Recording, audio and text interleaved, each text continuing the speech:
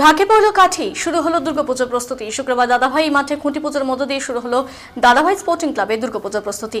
তাদের এবার এই পুজো 43তম বর্ষে পদার্পণ করতে চলেছে এবং তাদের এবারে থিম পাথরের প্রাণ, যেটি মূলত পরিবেশ মনস্ক ভাবনায় করা হবে। এভাবে তরফে পুজো কমিটির সভাপতি তথা শিলিগুড়ি পৌর নিগমের ডেপুটি মেয়র রঞ্জন সরকার জানান, তাদের এবারের এই পুজো এক ভিন্ন ছবি তুলে ধরবে শহরের বুকে। প্রায় কয়েক লক্ষ টাকা বাজেটে করা হচ্ছে তাদের এই পরিবারে এই পুজো বলে জানিয়েছেন তিনি। এছাড়া মণ্ডপ সজ্জা, প্রতিমা সজ্জা এবং আলোক সজ্জাতেও থাকছে বিশেষ চমক।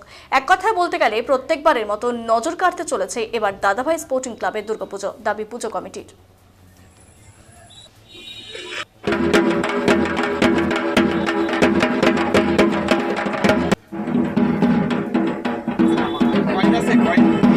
ধরে যেভাবে ঐতিহ্যবাহী দাদাভাই স্পোর্টিং ক্লাব শিলিগুড়ির দুর্গোৎসব পালন করে আসছে, এবারও অভিনবতার প্যান্ডেল থাকছে, মায়ের সজ্জা থাকছে সেইভাবেই।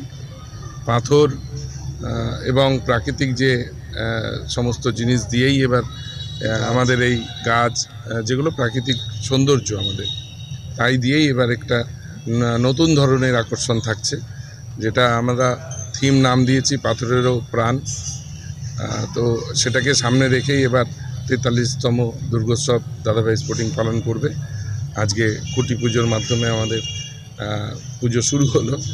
সকলের জন্য মায়ের ঈশ্বরের কাছে প্রার্থনা করব আমরা, আমাদের ক্লাবের বিভিন্ন যে কর্মকাণ্ড সেগুলো যেভাবে আমরা সারা বছর ধরে করি, যে ঐতিহ্য মেনে দুর্গাপুজো হয়, সেটাকেই এবারও খুব ধুমধাম করে শিলিগুড়ির মানুষ সবার জন্য সার্বজনীনভাবে দাদাভাই স্পোর্টিং এগিয়ে আসবে।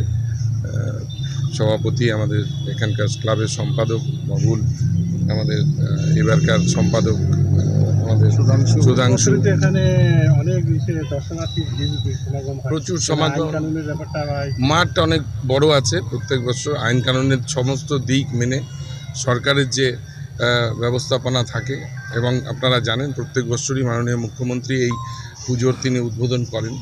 আমরা এবারও চেয়েছি যে তিনি তার হাত দিয়ে এটা উদ্বোধন হোক, এবং ঐতিহ্য নিয়ে শিলিগুড়ির সার্বজনীন এই দুর্গাপুজো হয়, সেটাকেই, সেই পরম্পরাকে বজায় রেখেই এবারও দাদাভাই স্পোর্টিং ক্লাব এই পুজোর আয়োজন করছে।